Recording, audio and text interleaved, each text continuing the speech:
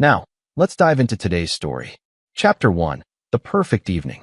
Reed Matthews adjusted his tie as he walked through the front door of his suburban home, the scent of slow-cooked beef filling the air. After 15 years running Matthews Security Consulting, he'd learned to read people's intentions in their body language, their micro-expressions, the subtle tells that separated truth from deception. But tonight, walking into his own kitchen, those instincts lay dormant. "Smells incredible in here," Reed called out, setting his briefcase by the door. At 42, his frame still carried the disciplined posture of his Special Forces days, though the gray threading through his dark hair betrayed the years since Afghanistan. Diana looked up from the stove, her blonde hair pulled back in a ponytail, green eyes bright with what Reed mistook for affection. "I wanted tonight to be special. Connor's been studying so hard for his SATs, and you've been working those long hours on the Henderson account." 16-year-old Connor emerged from his room, basketball shorts hanging loose on his lanky frame. "Mom said she's making her famous beef stew. The one from your grandmother's recipe." Reed smiled, watching his wife ladle generous portions into bowls. Diana had been distant lately, working late at the real estate office, but perhaps she was making an effort to reconnect. He'd noticed the new clothes, the expensive perfume, the way she guarded her phone, but he'd attributed it to midlife restlessness. After all, they'd married young.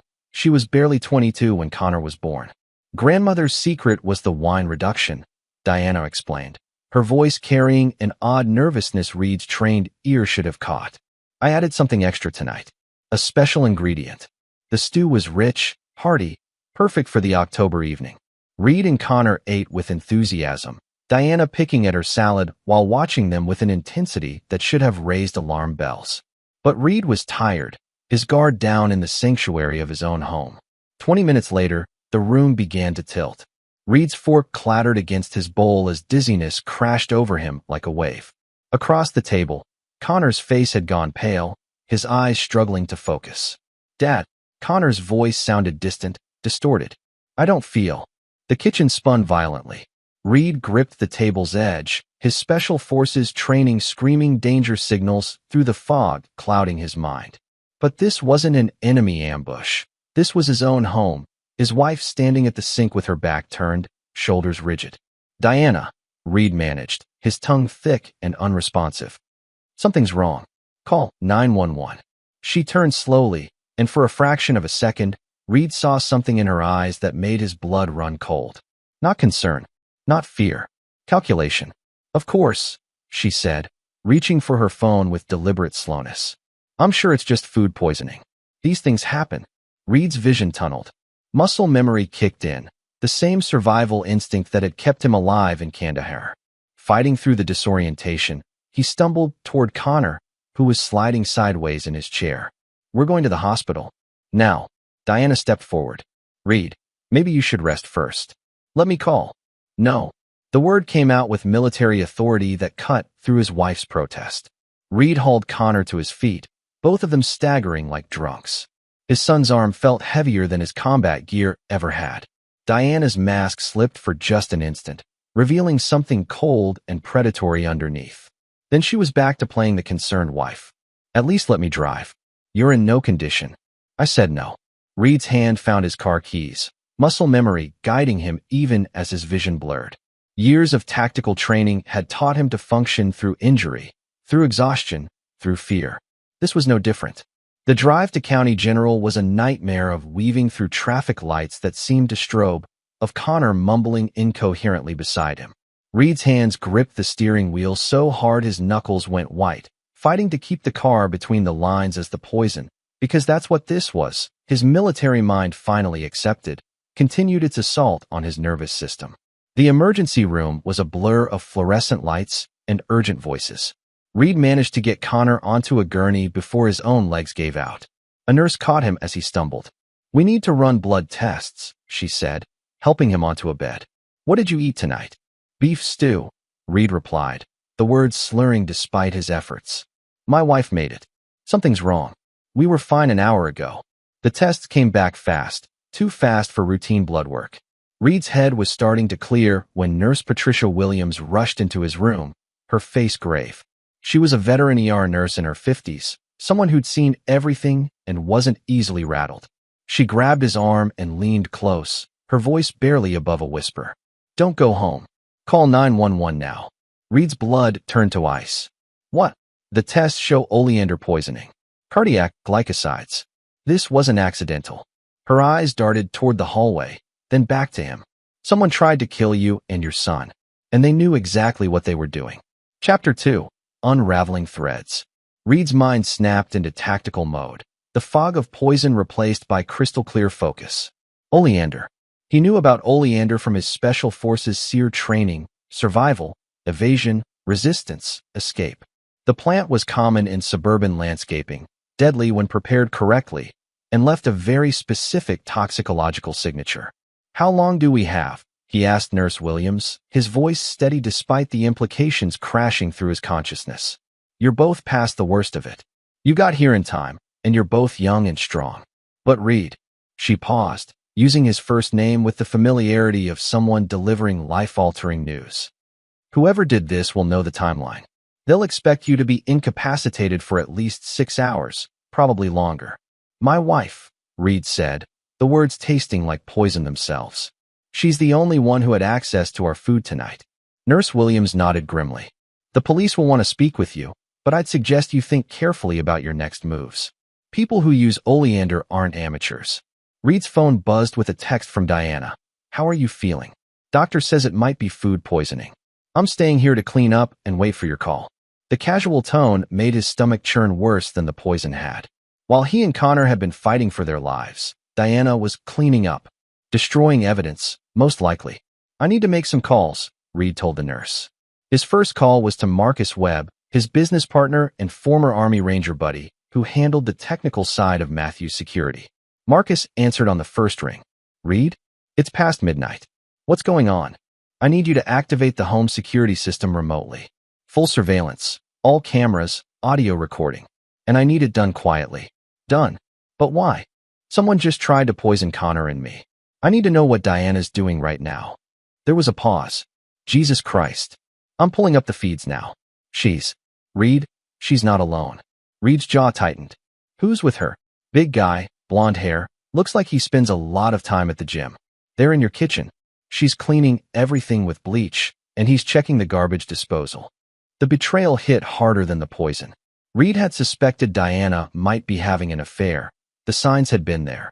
But attempted murder was a different universe of betrayal. Give me everything you can on this guy. Facial recognition, background check, the works. And Marcus? This conversation never happened. Copy that. Reed, what are you planning?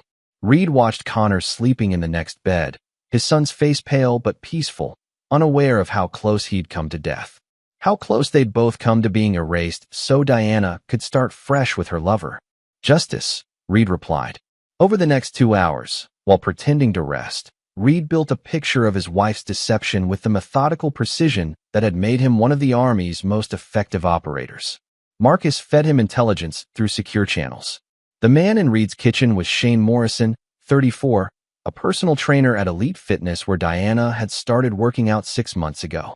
No criminal record, but 3 previous relationships with married women who'd all divorced their husbands within a year of meeting Shane.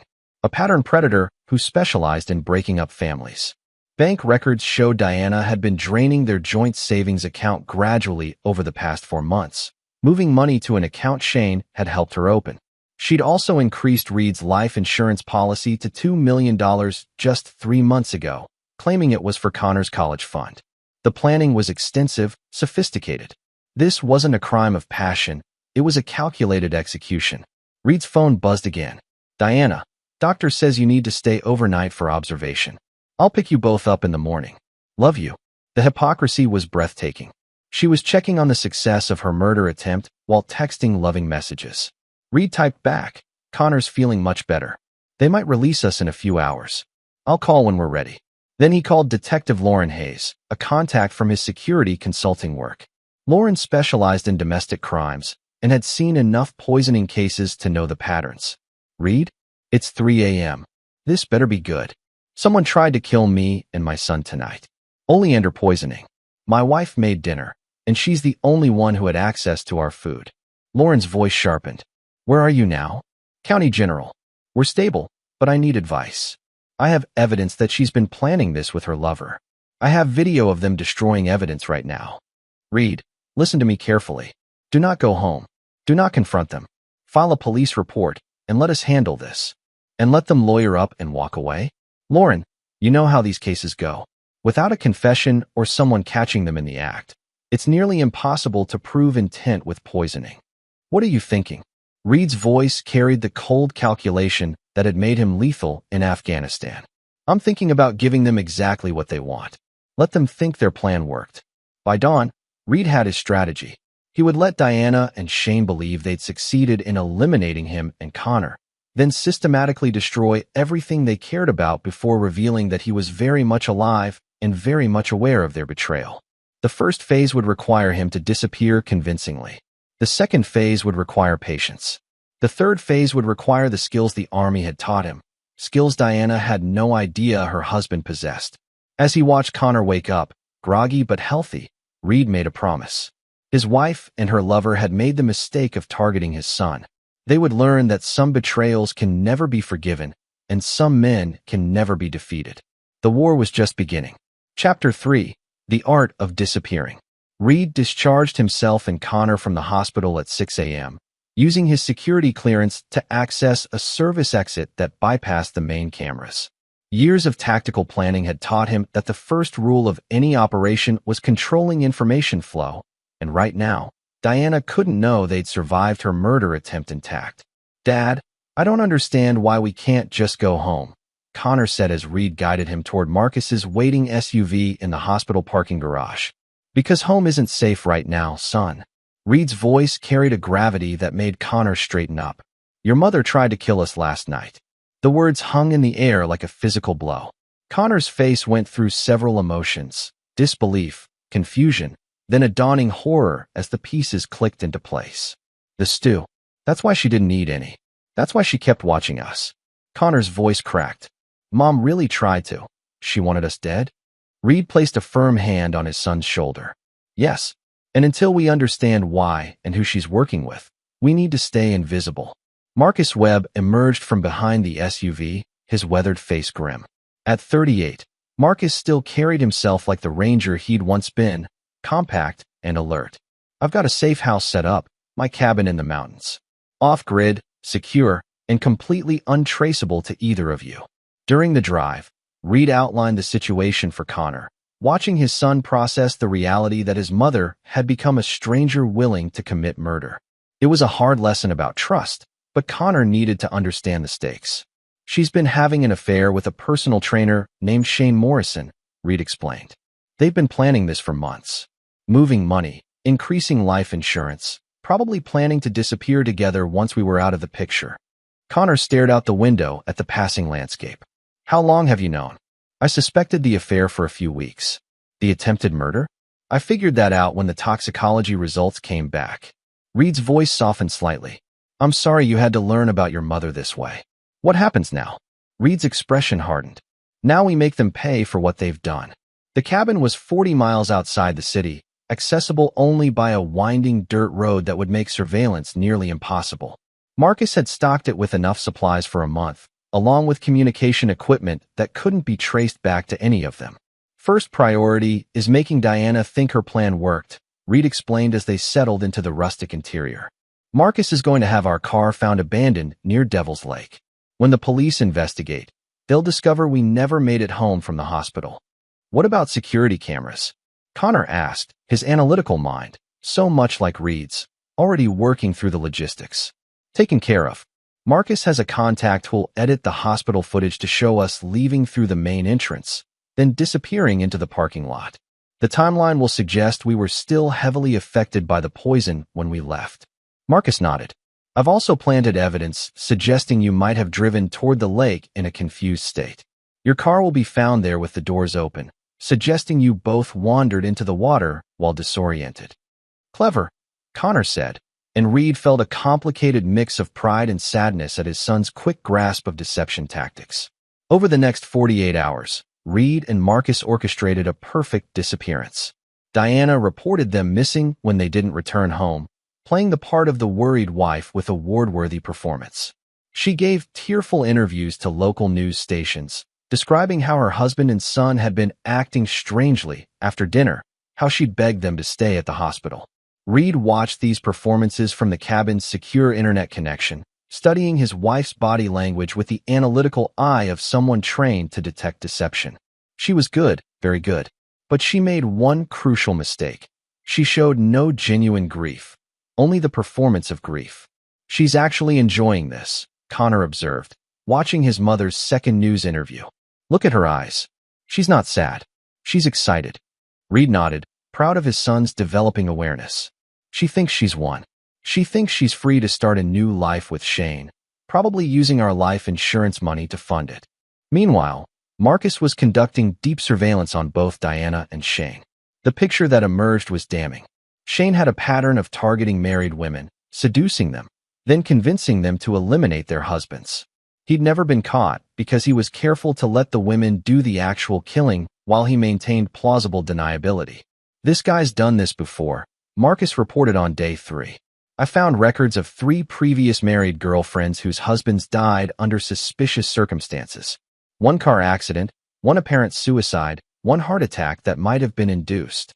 Why hasn't anyone connected the dots? Connor asked. Because he moves between cities, never uses the same method twice, and he's careful to maintain separate relationships with each woman. No pattern until you know what to look for, Reed explained. The revelation that Shane was a serial killer, that Diana had been manipulated by a predator, might have generated sympathy in a different man. But Reed's capacity for forgiveness had died the moment someone tried to poison his son. On day 4, Diana and Shane made their first major mistake. Thinking they were unobserved, they moved into Reed's house together. Marcus's surveillance cameras captured them in intimate moments, planning their future with the casual callousness of people who'd successfully committed murder. We should wait another week before filing the insurance claim, Shane said during one recorded conversation. Let the search die down completely. I can't wait to get out of this place, Diana replied. Too many memories. Once we get the money, we can start fresh somewhere tropical. What about the kids' college fund? That's another $500,000. Diana's laugh was cold. Connor won't be needing college anymore. That statement sealed both their fates. Reed had been planning a measured response, something that would expose their crimes and see them imprisoned. But hearing Diana casually dismiss their son's death pushed him into a darker territory. Dad, Connor had been watching Reed's face during the playback. What are you thinking? Reed's smile was predatory. I'm thinking your mother and Shane are about to learn what happens when someone threatens my family. What's the plan? Reed looked at his son, 16 years old, mature beyond his years, forever changed by his mother's betrayal. Connor deserved to see justice done, deserved to understand that some people were irredeemable and needed to be stopped permanently. Phase 1 was disappearing. Phase 2 is psychological warfare. We're going to make them question everything they think they know, make them paranoid and desperate. Phase 3. Reed paused, considering how much to reveal to his son. Phase 3 is when they pay the full price for what they've done. Marcus grinned, recognizing the look in his old teammate's eyes. Like the old days in Afghanistan? Exactly like the old days, Reed confirmed. Except this time, we're not bound by rules of engagement. Chapter 4. Ghosts in the Machine. The psychological campaign began subtly, as the most effective operations always did. Reed had learned in special forces that the mind was more fragile than the body, and fear of the unknown was more powerful than any physical threat. On Diana and Shane's 5th night in Reed's house, Marcus hacked into the home automation system and began a series of barely perceptible manipulations. Lights flickered for just a moment. The temperature dropped 2 degrees. A door that had been left open was found closed the next morning. Classic gaslighting techniques, Reed explained to Connor as they monitored the couple's growing unease through hidden cameras. Make them question their own perception of reality. Shane was the first to crack under the pressure. A man who survived by preying on emotional vulnerability wasn't equipped to handle systematic psychological warfare conducted by professionals. I keep feeling like someone's watching us, Shane complained to Diana on day 6, pacing nervously around Reed's living room. And that door thing, I know I left it open. It's just the house settling, Diana replied, but Reed could see the uncertainty in her eyes. Old houses do weird things. That night, Marcus escalated the campaign. Using the home's smart speaker system, he played audio recordings of Reed's voice at barely audible levels, fragments of conversations, whispers that seemed to come from the walls themselves. Diana woke up screaming at 3 a.m., convinced she'd heard her dead husband calling her name. "There's someone in this house," she told Shane, her composure finally cracking. "I heard Reed's voice. I know what I heard." Shane tried to rationalize it away, but Reed could see the man's confidence eroding. A predator worked by feeling in control, by being the one who manipulated others. Being on the receiving end of manipulation was foreign and terrifying. "Maybe we should move to a hotel until the insurance money comes through," Shane suggested, his voice tight, with barely controlled panic. "No," Diana snapped. "That looks suspicious. We have to maintain the Grieving Widow Act until this is all settled." But Diana's act was becoming harder to maintain. The constant psychological pressure was wearing her down, making her paranoid and jumpy. She started drinking more, sleeping less, checking locks obsessively. Reed watched it all with cold satisfaction. They're starting to break. Time for Phase 2. Phase 2 involved making their worst fears manifest. Reed had Connor call Diana's cell phone from an untraceable number, playing recordings of Connor's voice calling for help. The calls came at random times, during dinner, in the middle of the night, while Diana was showing houses to clients. "Mom? Mom, where are you? It's dark here, and I can't find Dad." Connor's recorded voice was heartbreaking, designed to exploit every maternal instinct Diana might have left. The calls drove Diana to the edge of sanity. She tried changing her number, but the calls kept coming. She went to the police, but they couldn't trace the source, and her story about receiving calls from her dead son made her sound unstable. Shane was even worse. Reed had Marcus plant evidence that someone was investigating Shane's previous relationships. Fake police reports appeared in his mailbox. Photos of his ex-girlfriend's dead husbands showed up on his car windshield. Anonymous tips were called in to police departments in cities where Shane had operated before. "Someone knows," Shane told Diana during one monitored conversation. "Someone's connecting the dots about my past relationships." "That's impossible," Diana said, but her voice lacked conviction. "There's no way." "Then explain this."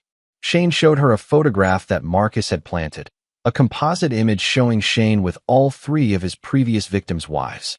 "Someone's been tracking my movements for years." The paranoia was eating them alive, exactly as Reed had intended. Sleep-deprived, constantly on edge, they were making mistakes, becoming sloppy. Perfect conditions for the final phase. Meanwhile, Reed was using his security company's resources to build an airtight case against both of them. He had the oleander residue from their kitchen trash, financial records showing the money transfers, surveillance footage of them destroying evidence, and now weeks of recorded conversations planning to defraud the insurance company. But legal justice wasn't enough anymore. Reed had watched Diana laugh about Connor's death too many times, had seen Shane casually planning his next victim. These people were predators who would kill again if given the chance. "What's the endgame here, Dad?" Connor asked as they watched Shane pace frantically around the house, checking windows and doors for the 10th time that night. Reed's expression was granite. "Shane Morrison has killed at least 4 people, probably more. Diana helped him, and she tried to murder you. The legal system might give them life in prison if we're lucky, but more likely they'll plea bargain down to manslaughter and be out in 15 years. So what's the alternative?" "Justice that sticks," Reed said simply. "Shane has a pattern of targeting women at gyms. Tomorrow night, he's going to get a taste of being the hunted instead of the hunter." Reed had been planning Shane's takedown with military precision. The man worked late at Elite Fitness every Thursday, closing the gym alone. Security cameras would mysteriously malfunction. Shane would simply disappear, leaving no trace except a note confessing to his crimes and expressing remorse for the families he'd destroyed. "What about Diana?" Connor asked. Reed's smile was cold. "Diana gets something special. She gets to live with the knowledge that she destroyed everything she ever had for a man who was using her. She gets to spend the rest of her life knowing that her son is alive and will never forgive her." "You're going to let her know we survived?" "Eventually. After Shane disappears and she realizes she's completely alone, facing murder charges with no one to help her. That's when she'll learn that the husband and son she tried to kill are very much alive and completely beyond her reach." Connor nodded slowly. At 16, He was old enough to understand that some people couldn't be redeemed, couldn't be reasoned with, couldn't be allowed to continue hurting others. "When do we start?" he asked. Reed felt a complex mix of pride and sadness at his son's question. Connor was growing up fast, learning harsh truths about human nature that most people never had to face. But he was also developing the kind of moral clarity that would serve him well in a dangerous world. "Tomorrow night," Reed replied. Shane Morrison has one day left to enjoy his freedom. Chapter 5. The Hunter Becomes the Hunted. Elite Fitness closed at 10 p.m. on Thursday nights, leaving Shane Morrison alone to complete the cleaning and equipment maintenance that kept his job secure. It was a routine he'd followed for 3 years, but tonight felt different. The psychological pressure of the past 2 weeks had left him hyper-vigilant, jumping at shadows, constantly checking over his shoulder. Reed watched from across the street as Shane locked the front entrance, then moved to the rear of the building to begin his closing routine. The gym's location was perfect for Reed's purposes, isolated, surrounded by warehouses and empty parking lots, with no residential witnesses nearby. "Cameras are down," Marcus reported through Reed's earpiece. "I've got a 30-minute window before the security company runs their next diagnostic." Reed checked his equipment one final time. Tactical gear, restraints, a syringe filled with a powerful sedative that would leave Shane compliant but conscious. This wouldn't be a quick death. Shane needed to understand exactly why he was being punished, needed to confess to his crimes on camera before facing justice. Connor was back at the cabin, monitoring police frequencies and ready to provide early warning if anything went wrong. Reed had considered bringing his son along. Connor had as much right to see Shane pay as anyone, but decided this was a line his 16-year-old shouldn't cross. Not yet. Reed moved through the darkness with practiced silence, decades of training allowing him to approach the gym's rear entrance without triggering any motion sensors. Shane had propped the back door open while he hauled trash to the dumpster, following the same routine that made him predictable and vulnerable. When Shane returned from his third trip to the dumpster, Reed was waiting in the shadows beside the door. "Shane Morrison," Reed said quietly, stepping into the light. Shane spun around, his face going white with terror. For a moment, he stood frozen, staring at a man he believed was dead. "No," Shane whispered. "You're dead. We killed you. You and your son, you're both dead." "Disappointed?" Reed asked, his voice carrying deadly calm. "Did you really think some gym rat and his manipulated wife could outsmart a special forces operator?" Shane turned to run, but Reed was faster, decades of combat training making the younger man's panicked flight look amateurish. A single precise strike to Shane's solar plexus dropped him to his knees, gasping for air. "Here's what's going to happen," Reed said, injecting the sedative into Shane's neck. "You're going to tell me about all the women you've killed, all the families you've destroyed. You're going to confess everything on camera, and then you're going to disappear forever." As the drug took effect, Shane's eyes went wide with understanding. "You can't do this. I have rights. You can't just. You forfeited your rights when you tried to murder my son," Reed replied, restraining Shane's wrists with military-grade zip ties. "You're a serial killer, Shane. This is justice."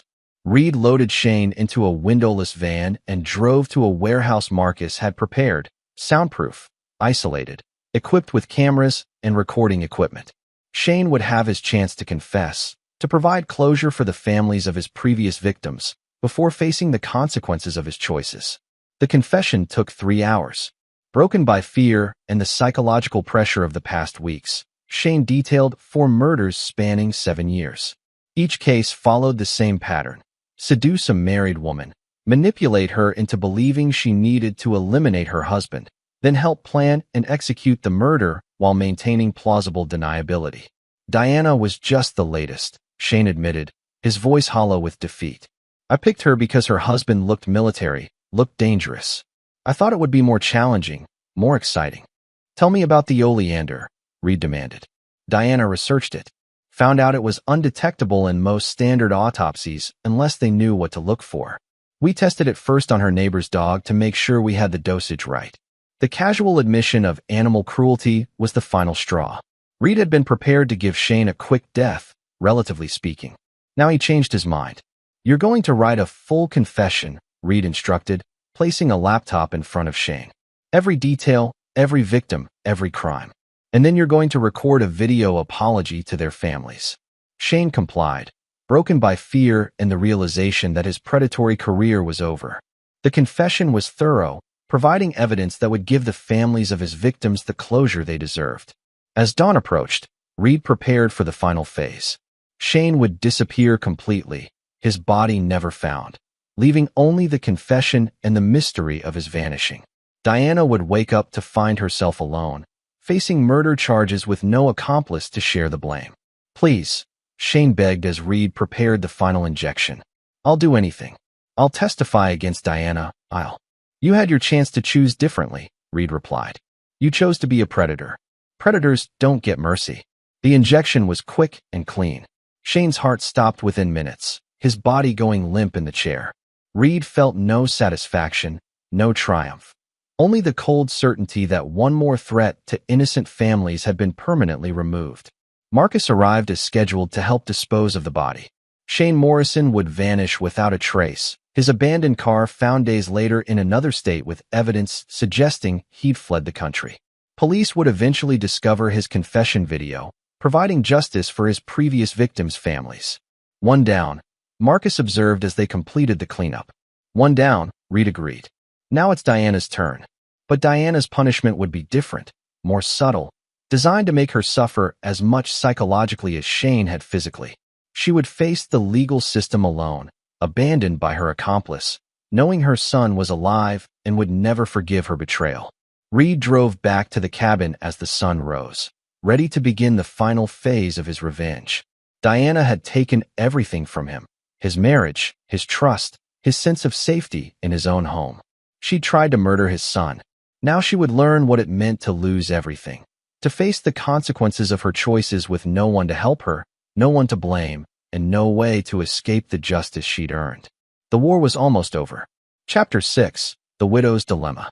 Diana woke up alone in Reed's bed, the morning light streaming through windows that no longer felt like home.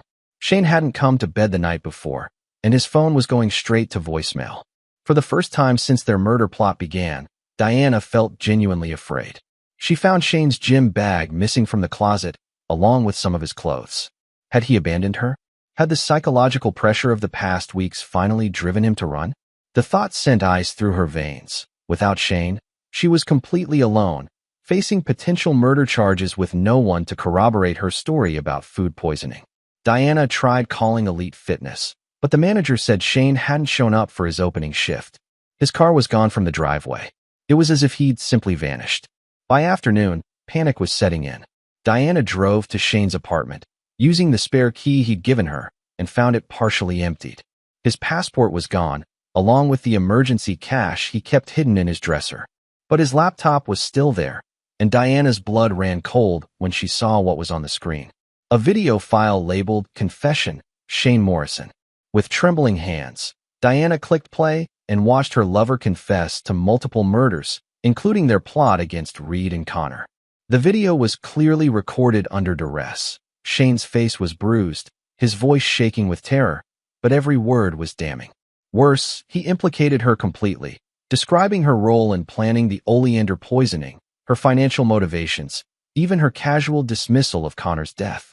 Diana watched in horror as Shane painted her as the mastermind, himself as merely a manipulated accomplice. The video ended with Shane's voice breaking. "I'm sorry to all the families I destroyed. Diana Matthews convinced me that this was the only way, but I should have known better. I should have walked away." Diana screamed and hurled the laptop across the room, watching it shatter against the wall. Shane had betrayed her, painted himself as the victim while making her look like a calculating monster. But why? And where was he now? Her phone rang. Unknown number. "Hello, Diana." Diana's knees buckled. The voice was Reed's, her dead husband speaking with calm authority. "You're supposed to be dead," she whispered. "Sorry to disappoint you. Connor and I survived your little cooking experiment." "Oleander poisoning, really? Did you think I wouldn't recognize the symptoms from my military training?" "This is impossible." The hospital said exactly what I wanted them to say. "We've been watching you, Diana. Watching you and Shane plan your future with our life insurance money. Watching you laugh about murdering your own son." Diana sank to the floor, her mind reeling. If Reed and Connor were alive, Then everything she'd suffered through, the psychological torment, the paranoia, the voices, had been orchestrated by her husband. "Where's Shane?" she demanded. "Shane won't be bothering anyone anymore," Reed replied with chilling finality. "He confessed to 4 murders before he disappeared. The families of his victims are finally getting justice. You killed him." Shane Morrison was a serial killer who manipulated vulnerable women into committing murder. The world is better without him. Diana's voice rose to a shriek. "You can't do this. I have rights. I'll call the police." "Go ahead. Call them. Tell them how your dead husband is talking to you. Tell them how you're being framed by a ghost. I'm sure they'll find that very convincing, especially when they discover Shane's confession video." Reed was right, and Diana knew it. She was trapped in a nightmare of her own making, facing murder charges with no accomplice to share the blame and no credible defense against the evidence mounting against her. "What do you want?" she asked, her voice hollow with defeat. "I want you to understand what you've lost," Reed replied. "You had a family, Diana. A husband who loved you, a son who adored you, a comfortable life built on 15 years of partnership. You threw it all away for a serial killer who saw you as nothing more than another gullible victim." "Reed, please. I made a mistake. I was confused, manipulated. Shane convinced me." "Shane convinced you to poison your own child?" Reed's voice turned deadly cold. "No, Diana. You made a choice. You chose murder over marriage, money over family, selfishness over love. And now you get to live with the consequences." The line went dead, leaving Diana alone with the wreckage of her life. She was broke. Reed had obviously frozen their accounts. She was friendless. Who would believe her story about being manipulated by a missing personal trainer? She was facing murder charges based on video evidence showing her motive and method. But worst of all, she was facing the knowledge that her husband and son were alive, somewhere out there, and they would never forgive her betrayal. Diana spent the next 3 days in a haze of alcohol and denial, trying to convince herself this was all an elaborate nightmare. But when the police arrived with a warrant, she knew her reality had become inescapable. "Diana Matthews, you're under arrest for the attempted murder of Reed Matthews and Connor Matthews, conspiracy to commit insurance fraud, and animal cruelty." Detective Lauren Hayes read the charges with professional detachment, but Diana could see satisfaction in her eyes. They'd found everything: the oleander residue, the financial records, Shane's confession video, and surveillance footage of Diana and Shane destroying evidence. The case was airtight, with no possibility of claiming innocence or shifting blame to her missing accomplice. "Where are my husband and son?" Diana demanded as the handcuffs clicked into place. "Safe," Detective Hayes replied, "far away from people who would hurt them." As the police car pulled away from Reed's house, the house that would never be Diana's home again, she caught sight of a figure watching from across the street. Tall, military bearing, familiar silhouette. Reed. He stood motionless as she was driven away, his expression unreadable but his message clear. Justice had been served, and Diana would face the consequences of her choices alone. The war was over, and Reed Matthews had won completely. Chapter 7. Justice Served Cold. 6 months later, Diana Matthews sat in an orange jumpsuit in the county jail, waiting for her final sentencing hearing. Her court-appointed attorney had managed to plea bargain the charges down from attempted murder to aggravated assault and conspiracy to commit fraud, but she was still facing 15 to 20 years in prison. The media had dubbed her the Oleander Widow, and her case had become a cautionary tale about greed and betrayal that dominated true crime podcasts and cable news shows. Shane Morrison's confession video had been released to the public, revealing his serial killing spree and painting Diana as either his latest victim or his most calculating accomplice, depending on which expert was being interviewed. Diana preferred the narrative that portrayed her as manipulated and vulnerable. It was easier than facing the truth about what she'd become. Reed entered the courtroom for the sentencing hearing with Connor at his side. At 17 now, Connor had grown taller, his face harder, carrying himself with the same disciplined bearing as his father. Diana's heart lurched seeing them together, alive, healthy, and completely beyond her reach. Would the victims like to make impact statements? Judge Patricia Brennan asked. Reed stood first, his presence commanding the courtroom's attention. He wore a dark suit, his posture military straight, his voice carrying the authority of someone who'd seen real combat, and emerged stronger. Your Honor, 6 months ago, my wife tried to poison me and my 16-year-old son. She didn't do this in a moment of passion or desperation. She planned it methodically, researching toxins, testing them on innocent animals, gradually draining our bank accounts to fund her escape with her lover. Diana flinched at the clinical recitation of her crimes. She showed no remorse when she thought we were dead. Instead, she laughed about it, planned how to spend our life insurance money, and discussed her relief that Connor wouldn't need college funding anymore because he was dead. The courtroom was silent, hanging on Reed's every word. Diana Matthews isn't a victim of manipulation. She's a woman who chose murder over marriage, who valued money over her own child's life. She represents a level of betrayal that society must reject completely. Reed paused, his eyes finding Diana's across the courtroom. I don't want her to serve her sentence thinking she can eventually earn forgiveness or redemption. There are some crimes that permanently sever family bonds, some betrayals that can never be healed.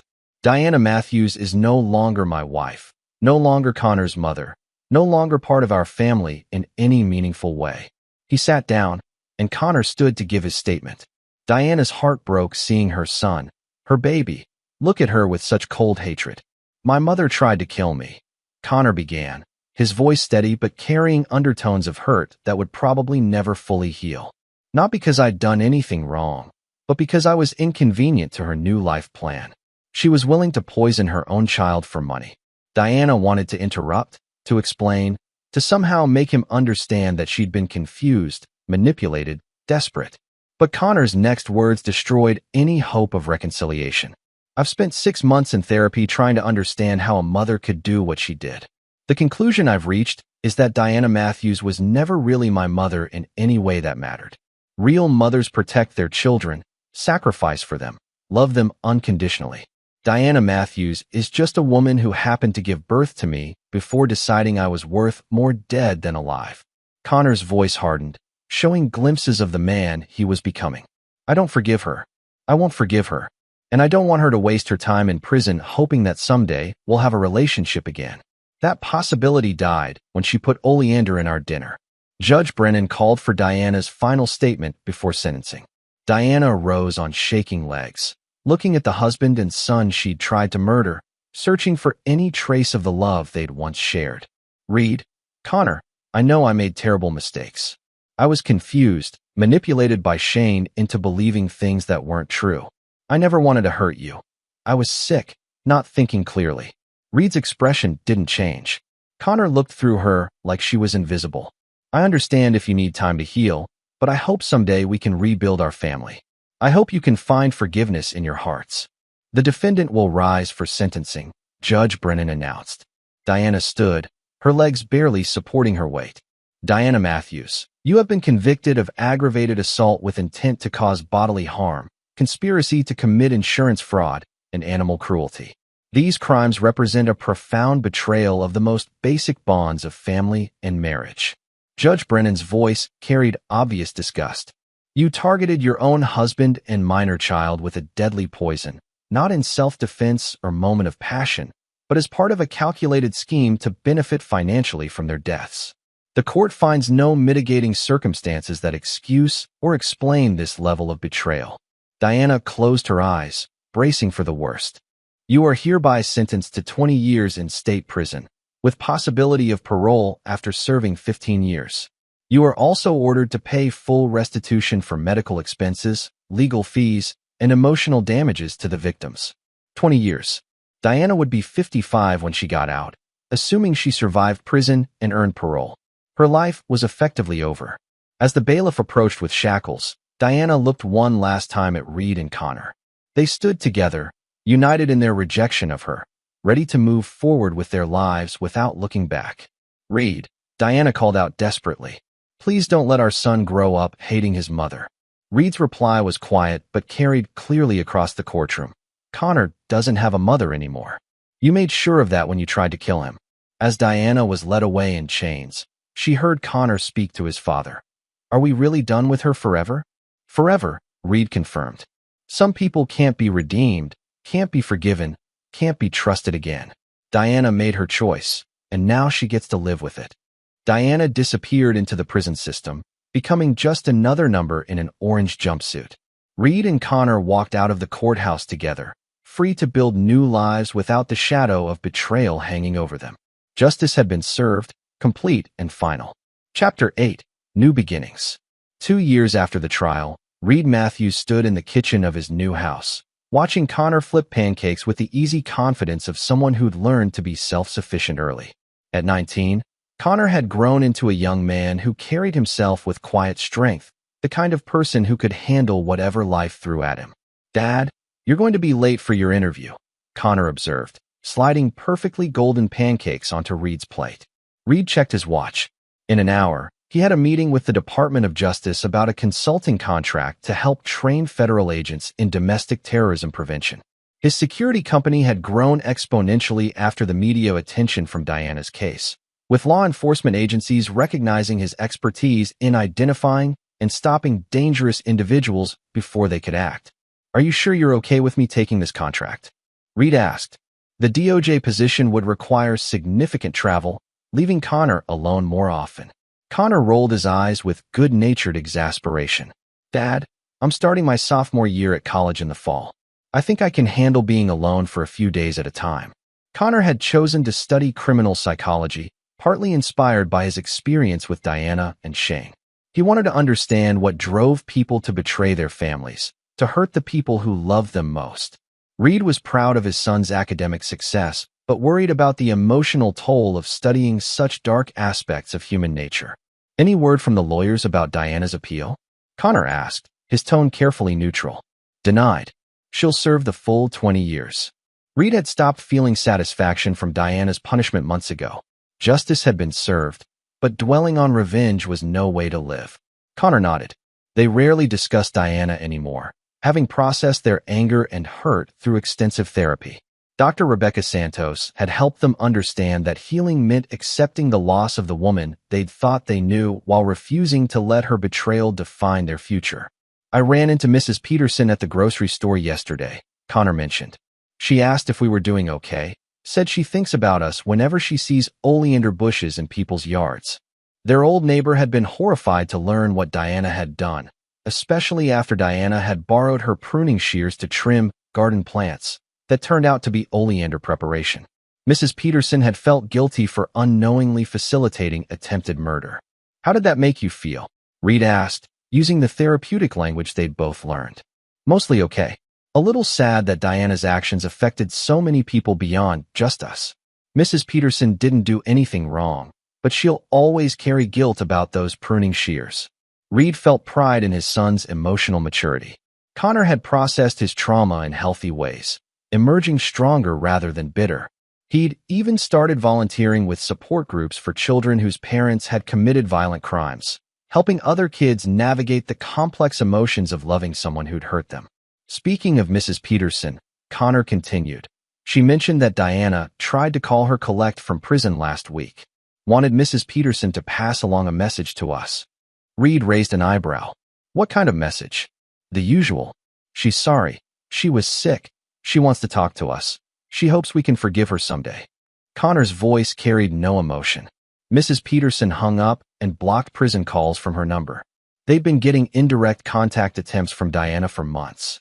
Letters to old friends asking them to reach out, requests for Connor's college information, even attempts to contact Reed's business associates.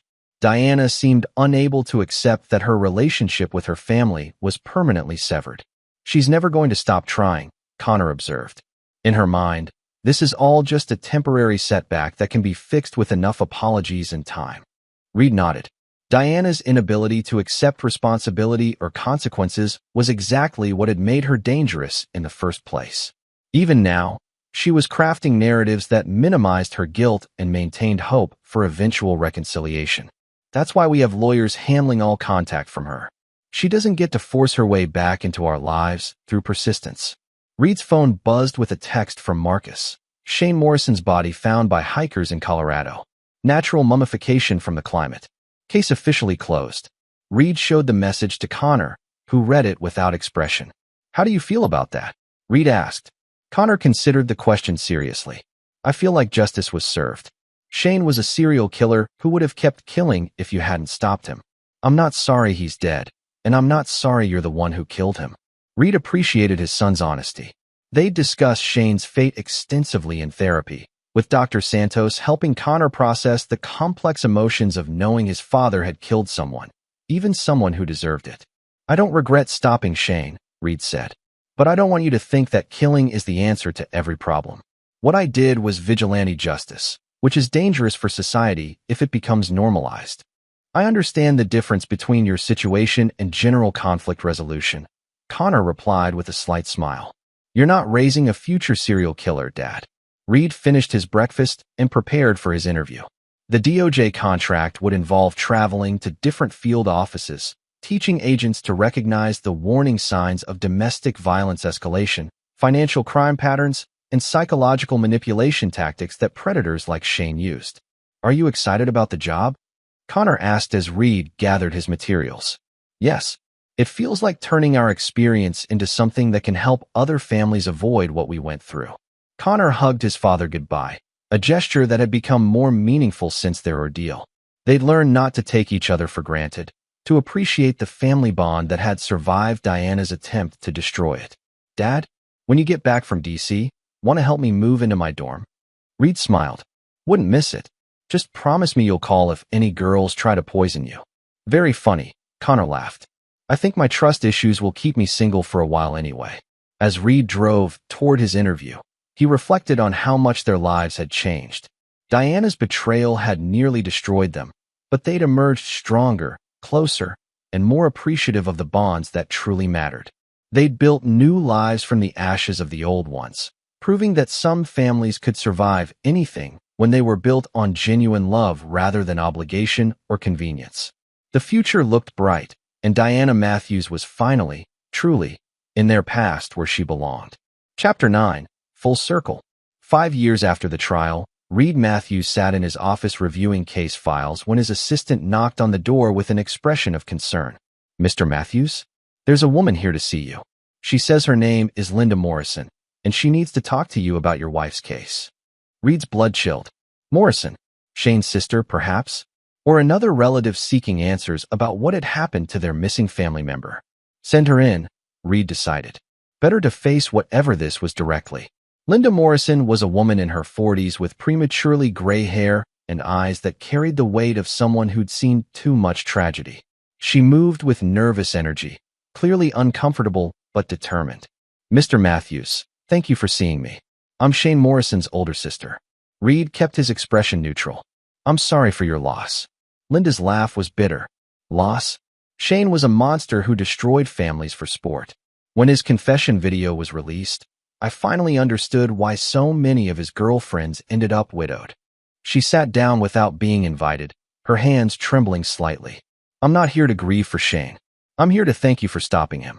Reed's carefully constructed story about Shane's disappearance had held for 5 years. Officially, Shane Morrison had fled the country after his crimes were exposed, leaving behind only his confession and a trail suggesting he'd escaped to South America. His body being found in Colorado was explained as him attempting to cross into Canada on foot and dying from exposure. I'm not sure I understand, Reed replied carefully. Linda pulled out a folder thick with documents. I've spent 5 years investigating my brother's past, trying to understand how many people he killed. The official count is 4, but I think it's closer to 8. She spread photographs across Reed's desk. Women of various ages, all blonde, all attractive, all eventually widowed under suspicious circumstances. These women all dated Shane at some point in the last decade. Their husbands all died within 18 months of Shane entering their lives. Car accidents, apparent suicides, heart attacks, food poisoning, different methods, but the pattern is clear. Reed examined the photos, recognizing the type of woman Shane had targeted. Vulnerable, isolated, financially dependent on their husbands. Why are you telling me this? Because I know you killed him, Linda said quietly. And I want you to know that you saved lives by doing it. Reed's expression didn't change, but internally, he was calculating. If Shane's sister knew the truth, who else might have figured it out? That's a serious accusation with no evidence to support it. Linda smiled sadly. Mr. Matthews, I'm not wearing a wire, and I'm not working with police. I'm just a sister who spent years wondering why her brother kept ending up involved with widows. She pointed to one of the photographs. This is Jennifer Walsh. Her husband died in a car accident 3 months after she started dating Shane. She committed suicide 2 weeks after Shane disappeared, leaving a note saying she couldn't live with what she'd done. Another photo. Rebecca Torres. Her husband had a heart attack during what should have been a routine medical procedure. She overdosed on sleeping pills when Shane vanished. Reed felt a chill of understanding. Shane's disappearance had triggered a wave of suicides among his previous victims, women who couldn't live with their guilt once their manipulator was gone. These women killed their husbands because Shane convinced them it was the only way to be happy. When he disappeared, they realized they destroyed their lives for a lie. Linda's voice broke slightly. 4 women took their own lives in the months after Shane vanished. For women who might still be alive if someone had stopped him sooner. Reed processed this information. He'd thought Shane's death was justice for his victims, but apparently there had been more victims than anyone realized, including the women Shane had manipulated into becoming killers. What do you want from me? Reed asked. Nothing. I just wanted you to know that stopping Shane was the right thing to do. Those women would have killed more husbands, destroyed more families, if you hadn't ended the cycle. Linda gathered her photographs and documents. Diana Matthews was lucky in a way. She survived Shane's influence and has a chance to understand what she was manipulated into doing. The others didn't get that opportunity. As she prepared to leave, Linda turned back to Reed. For what it's worth, I think my brother underestimated what kind of man he was targeting when he went after your family. Shane was used to manipulating weak people. He had no idea how to handle someone who fought back. After Linda left, Reed sat alone in his office, processing the conversation. Shane's death had been about justice and protecting future victims, but apparently the ripple effects had been more complex than Reed had anticipated. His phone rang. Connor, now a senior in college. Dad, I just saw the weirdest thing on the news. They're doing a documentary about Shane Morrison, and they interviewed some woman who claims he was responsible for 8 murders instead of 4. I saw that, Reed replied. Apparently Shane's story is more complicated than anyone realized. Does it change how you feel about what happened to him? Reed considered the question. Learning about Shane's additional victims and the suicides that followed his disappearance didn't change Reed's fundamental belief that stopping Shane had been necessary. No, Shane was a predator who destroyed families. The world is better without him. Good, Connor said firmly. I was worried you might start feeling guilty about defending our family. Reed smiled at his son's protective instinct. Connor had grown into a man who understood the difference between justice and revenge, who could accept that sometimes violence was necessary to protect innocent people. How's your thesis coming along? Reed asked, changing the subject. Almost finished. Psychological manipulation in domestic homicide cases. My advisor says it's graduate-level work. Connor was graduating summa cum laude with plans to attend law school, specializing in prosecuting domestic violence cases. He wanted to help other families get justice when the legal system failed them. I'm proud of you, Reed said, meaning it completely. Thanks, Dad. I learned from the best. As Reed ended the call, he looked out his office window at the city where he'd built a new life with his son.